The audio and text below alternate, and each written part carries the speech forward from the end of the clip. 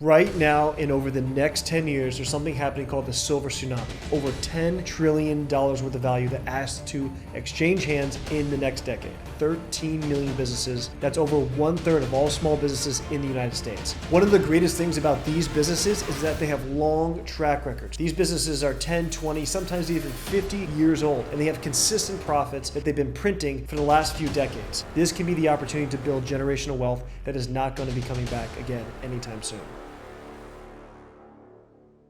In today's video, we're going to be going over exactly what the silver tsunami is, why it is the biggest transfer of wealth in our lifetimes. We're going to go through identifying acquisition targets, how to do the due diligence and valuation on those exact deals, how to finance the acquisition, how to transition that into a successful plan for scaling that company afterward, how to modernize these very old fax machine type businesses, and also about building relationships with those retiring owners to make sure they help you in transitioning to the new team and scaling it beyond. We're also going to go through growth and expansion of post-acquisition so that we can take this from a business that's doing $5 million of revenue a year all the way till $10 million of revenue a year. What I'm talking about is not just theory. Let's take Will, for example, who bought 3 nail salons in 18 months, and he went from cash flowing $100,000 a year on his first acquisition to now cash flowing nearly over $500,000 after his third acquisition. He did this all in the span of just a year and a half. Will has no experience in nail salons. He actually was an ex-NFL player who got into SaaS companies and decided that he was going to dip his toe into acquisitions, buying a nail salon for his first deal. Then you have Zach, who decided that he was going to buy an accounting firm in DC when he lives in LA. So Zach bought this firm, and in the first year, he's on track to cash flow over $1 million. 75 million baby boomers are retiring over the next 10 years. They own 13 million businesses that need to sell and exchange hands in that time period. So now your next question might be, well, how do I find the right businesses to buy? So in order to find these types of deals, there's 2 ways you're going to do this. One is off market and the other is on market. If you're doing off market, you're actually going out there, you're scraping all the data for the area that you're looking to acquire in. You're sending cold calling, cold emails, and you're putting as much traffic out there in the hope that you're going to get some responses back. It's very time intensive, but if you do it, you can get a great deal. The other one is on market sourcing. That's where you're reaching out to business brokers who are listing these deals online on BizBuySell and withkumo.com and all these other sites which are listing active deals. And you are reaching out to those brokers, you're asking them questions to see if it's worth your time and energy to go after that specific acquisition. If you guys want more information on exactly both of these 2 methods, you can check the links down in the description below where I have other videos going through these exact methods. The most important part of acquiring a business is making sure that it's actually as profitable as you think it is. And the way that you do this is through a very detailed due diligence process. Now, I'm not the guy doing due diligence on my deals. I hire a professional to do that because this is what they do every day, all day long. And so when you're going through the process, you need to set aside in your budget anywhere from $5,000 to $15,000 just so that you can have a professional go through all the financials of this business over the last few years to make sure that this is the right deal for you and it's going to pay you what you think it's going to pay. One of the biggest questions I get is, how do I know what to pay for a business? Now, the way that valuations work in business buying is between a 2x and 4x. Now, there's some exceptions out there, but for the most part, that is the scale in which things are being measured on. So in order to measure them, you take the cash flow of that business and you're going to times it by 2 all the way up to 4x. Now, the 2 to 4x is based on how well run the business is. If the business owner is doing all the day-to-day work, he's working 60 hours a week, that business is a 2x. If the business owner has a team that is running the day-to-day and he's going out and spend most of his time golfing and maybe doing some networking events, that is more like a 4x multiplier. So you just take the 4 or the 2 or the 3 and you times it by the cash flow, and that is your price. So let's say now you have a deal and you know what you're going to offer on it. Well, guess what? Where are you going to get the money? Is the money coming from you, or is it coming from a bank, or is it coming from an investor? Figuring out how you're going to do your financing stack on this deal is the most important thing in order for the deal to actually be accomplished. So when you're looking at a deal, you have to make sure that, is this deal bank financeable? The broker should know the answer to this question. Second is this the type of deal that is going to have enough cash flow to make sure that it's covering the loan payments, it's covering any investor payments, and it's worth your time and risk in the payments that you're receiving as well? Is it worth the ROI? That is the question you need to be asking as you're thinking through how to go about financing this acquisition. One of the biggest considerations when you go to a bank for financing on a small business acquisition is, how much assets do you currently own? Because at the end of the day, the bank cares about, if this deal goes south, how are they going to make their money back? So if you have other businesses, or you have cars, or you have real estate, the bank will take that and put it as collateral for the loan that they're giving you on that new business. So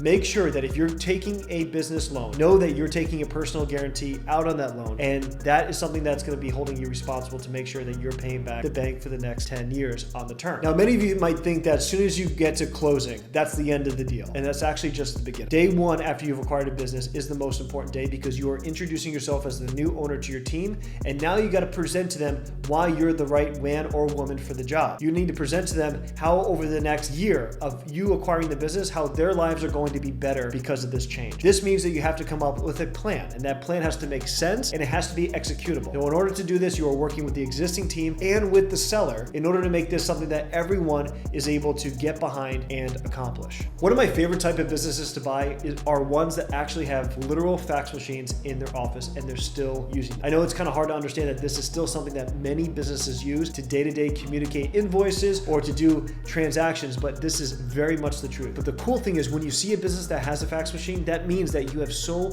many opportunities to modernize it, which is also going to make it more efficient, which is going to make it more profitable. Leveraging technology is one of the easiest things that you can do in order to make the business more scalable. Just by bringing in simple technology, talking about CRMs and email and other things that we take for granted on a day-to-day basis, sometimes are transformative to that business and how much money and how far it can scale. One of the things I teach my students is that the most important thing you can do with a seller is build rapport. This is not just during the acquisition process, but this is after the business has been acquired. And the reason is the last thing you want is day one of ownership and the owner has already left on their cruise ship to Tahiti and they're gone and they turn their phone off. Because day one, you're going to have 1,000 questions. Day 30, you're going to have 1,000 questions. And it's important that you make sure that you build that relationship so the seller not only feels like they're valued, but they're also incentivized to stick around for the foreseeable future so that this transition is as smooth as possible. Just imagine you've owned a business for over 25 years, you built it from the ground up, you've hired every single person that's in there, and they've relied upon you for the last 25 years to feed their families. This is an emotional connection between the seller and his employees. And so when an acquisition is happening and you're the new owner coming in, there is a lot of things to unravel in that transition period. And the best thing that you can do as a new buyer is to give respect to the seller, give respect to the current employees, and know that this is not just a business transaction to them. This is something that is a life-changing emotional project that needs to be handled in a certain way so that you are still inheriting a team that's motivated and you have a seller that's willing to help you along every single step of the way to be successful. Now, many times before you even get done on closing the business that you just bought, you have ideas about how you're going to grow. And those are great, but ideas are not implementable. You need to make sure you take those ideas and break them down into a quarterly plan with tasks that are associated with completing it on time. Not only is the plan something that's necessary,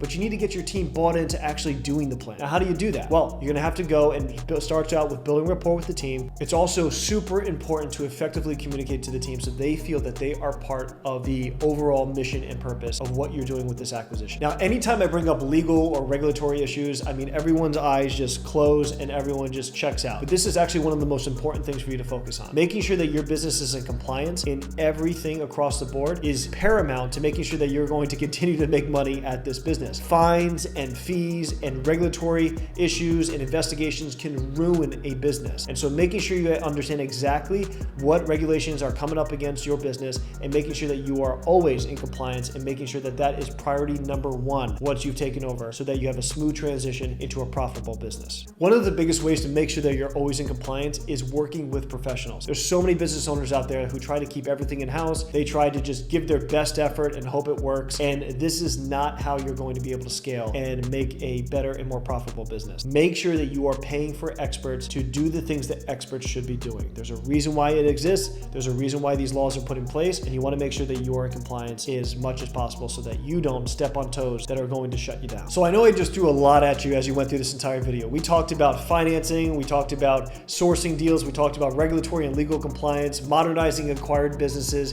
building relationships with owners so they have a smooth transition. There's a lot that goes on when you're acquiring an older business that's been cash flowing for many, many years. And so while this opportunity is amazing, and as we mentioned before about the silver tsunami that's happening right now for the next 10 years, that is an opportunity that is going to change lives. It is very important that you make sure that you're going to each one of these topics and have a full understanding of exactly how to execute. If you actually want to get more information where I dive way in depth into how to do all of this, I have a video called 8 Steps to Buying a Business with Little to Zero Down. Check it out on my channel. It goes into much more detail, all the things I just mentioned today.